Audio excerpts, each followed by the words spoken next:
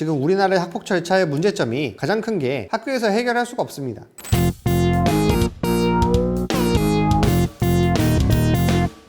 학폭심의위원회가 어떻게 진행이 되느냐? 보통 피해 학생과 가해 학생을 같은 날에 부르는데 시간대가 안 겹치게 불러요. 되게 자세히 물어봐요.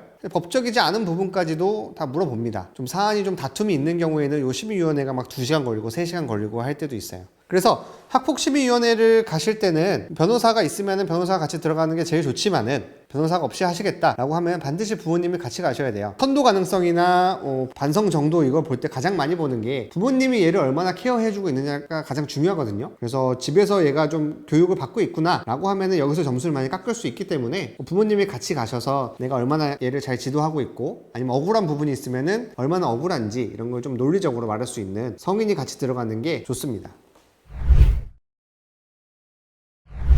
그래서 이제 학폭심의위원회에서 너는 학폭이 맞고 어느 정도 처분이다, 어떤 조치를 한다 라고 나오면은 이게 생활기록부에 이제 기재가 됩니다. 생활기록부 기재는 조금 꽂히죠. 학폭 사건에서 피해 학생도 그렇고 가해 학생도 그렇고 가장 중요하게 보는 부분이 생활기록부 기재예요. 피해 학생 쪽에서는 얘가 내가 피해 입은 거를 상대방한테 남기고 싶고, 가해 학생 입장에서는 어떻게든 남기고 싶지 않고, 그건 당연한 거라서 이 생활기록부 기재 때문에 거의 다툼이 많습니다. 생활기록부 기재 기준이 어떻게 되느냐? 조금 낮은 처분들, 서면사과, 접촉금지, 교내봉사, 여기까지는 일단 기재가 안 돼요. 처음으로 일어난 학폭에 한해서는 기재가 되지 않습니다. 기재 유보라 그러는데 이거를 기재를 해놓지만 보이지 않아요. 나중에 내가 생기부 떼거나 하면 보이지 않고, 가해 학생이 또 학폭을 하지 않고 무사히 지금 다니는 학교를 졸업한다. 초등학교를 졸업하든 중학교를 졸업하든 고등학교를 졸업하든 그러면은 이제 아예 기재가 되지 않는 걸로 확정이 됩니다. 그런데 이러한 서면사과, 접촉금지, 교내봉사의 낮은 처분이 기재가 되는 경우는 딱 두 경우예요. 내가 동일 학교급, 그러니까 중학교를 다니면서 고등학교를 다니면서 두 번째 학폭을 했는데 또 서면사과야. 그러면 기재가 돼요. 아니면은 내가 서면사과를 받았는데 서면사과를 안 해. 난 못하겠어요. 접촉금지를 했는데 계속 접촉을 해. 교내봉사를 받았는데 교내봉사를 거부해. 그러면은 기재할 수 있어요.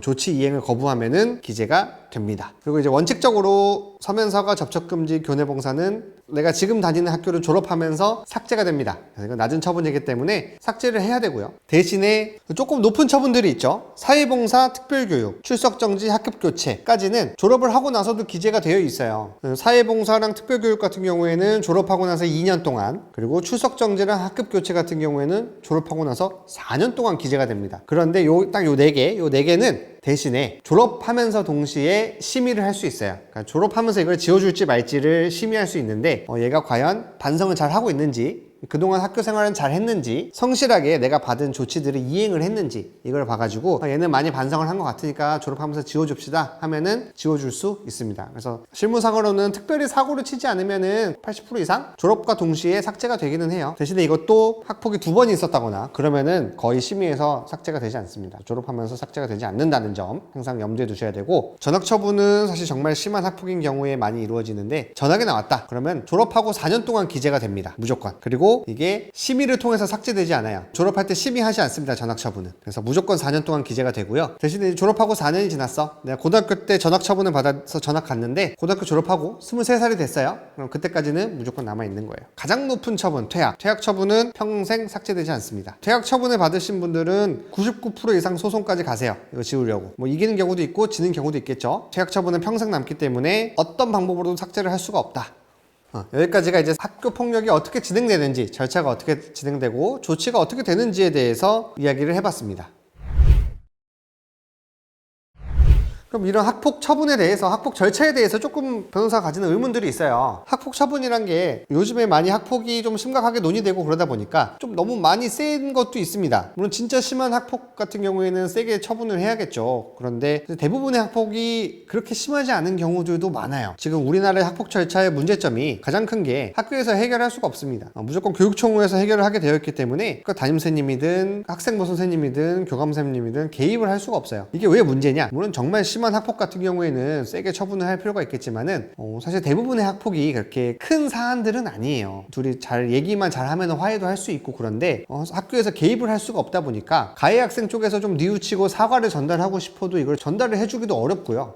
가해 학생이 일단 접촉금지가 거의 기본적으로 내려지기 때문에 뭔가 사과의 뜻을 전할 길도 만들어 놓지 않았고, 특히 학교 안에서 일어난 일들 같은 경우에는 학교 안에서 좀 잘 해결할 수 있을 것 같은 문제들이 학교는 행정적인 일만 해라 라고 이렇게 법이 만들어져 있어가지고 잘 해결되지 않고 쉽게 잘 좋게 끝낼 수 있는 일들이 정말 끝까지 가게 되는 경우가 좀 많습니다. 실무에서 제가 느끼는 가장 큰 문제점은 가해 학생이 사과를 하고 싶어요. 우리 인정하고 사과를 하고 싶은데 사과를 할 방법이 없어요. 방법이 없어가지고 결국에는 이 소송을 겁니다. 소송을 걸면은 내가 소송해서 미안하다고 하는 이런 편지들을 써가지고 소송을 제출하면은 상대방한테 가니까. 그래서 내가 사과하고 싶어서 하는 그런 의사표현들, 편지라든지 아니면 반성문이라든지 이런 거를 피해 학생한테 전달해주고 싶어서 우리는 소송을 거는 건데, 피해 학생 쪽에서는 아니 지금 뉘우치지 않고 바로 소송을 걸어? 이러면서 이제 머리가 돌아가게 되는 그런 일들이 많이 벌어지고 있어요. 그래서 좀 사과를 하고 싶어도 좀 길을 막아놓은 것들이 좀 이건 개선돼야 되지 않나 라는 생각을 많이 하고 있습니다. 그리고 학교장의 긴급조치가 좀 많이 남용되고 있어요.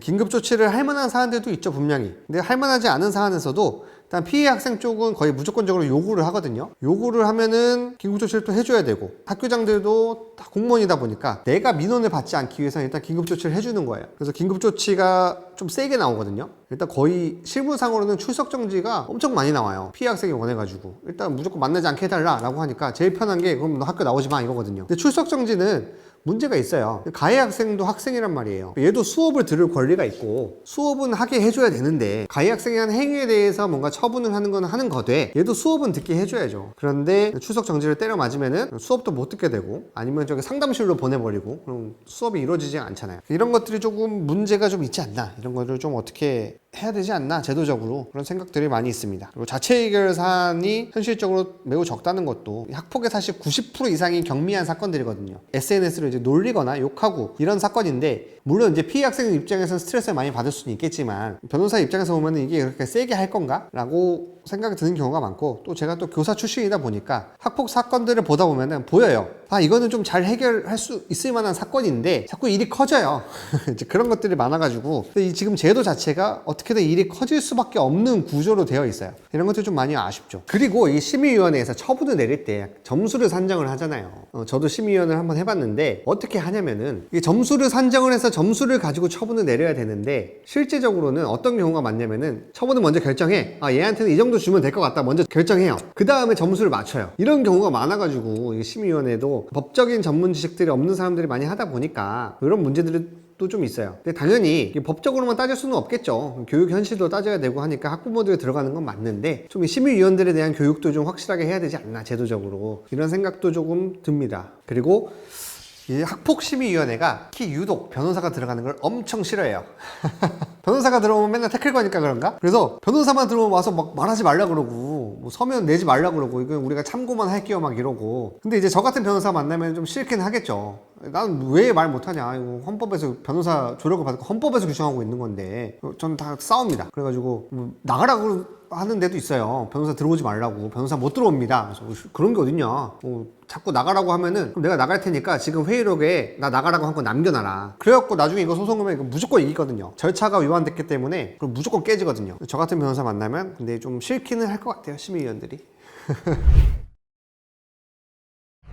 심의위원회를 정하는 기준들은 법에도 나와 있는데, 세세한 조항들을 말씀드리기 너무 시간이 길어지고, 보통 이게 몇 명으로 구성하느냐에 따라 다르거든요. 교육청에서 구성을 해요. 그래서 교육청에 등록이 되어 있어요, 심의위원들 할 수 있는 분들이. 그래서 뭐 1조, 2조, 3조 해가지고 뭐 이게 월별로 한다든지 주별로 한다든지 번갈아 가면서 하게끔 되어 있습니다. 심의위원들이 뭐 10명 이상이면은 4명 이상은 그 지역의 학부모 출신이어야 된다. 아니면 뭐 20명이면은 이 중에서 뭐 8명 이상은 학부모여야 된다. 뭐 이런 기준들이 있는데, 학부모, 그리고 교사 출신 퇴직자분들, 아니면 그 지역에서 활동하시는 뭐 그런 유지들, 이런 분들이 가장 많이 하세요. 변호사도 한두 분씩 들어가 있고요. 그런 경우들이 있어요. 피해 학생이 와가지고 신고를 하고 싶대요. 근데 내가 주말에 놀다가 저기 성인이랑 싸운 거예요. 성인한테 뭐 어디 맞았어. 그럼 학교폭력으로 신고를 하고 싶대요. 근데 학교폭력은 원칙적으로 학생들 사이에서 일어난 일이에요. 그래서 학교폭력인 거고, 그래서 내가 성인한테 가서 뭐 어디 괴롭힘을 당했다거나 이러면 학교폭력은 원칙적으로는 할 수는 없어요. 그런데 다만 피해 학생 입장에서는, 피해 학생도 조치를 받을 수 있잖아요. 피해 학생도 뭔가 치료 지원을 받는다거나 이런 조치를 받을 수 있기 때문에 그거를 받기 위해서는 학폭으로 처리할 수가 있습니다. 요걸 제가 써본 게 언제냐면은, 우리 피해 학생인데 선생님한테 뭔가 괴롭힘을 당한 거예요. 이제 좀 맞았어요. 보통 다른 변호사 사무실 가면은 못 알려줬을 거예요, 몰라가지고. 저는 이 피해 학생 쪽을 해가지고 학폭으로 일단 한 다음에 모든 치료비나 이런 것들을 다 지원을 받게 해드렸던 그런 경험도 있습니다. 그래서 이번 영상에서는 이 학폭이라는 절차가 어떻게 진행되는지에 대해서 좀 이야기를 나눠봤습니다.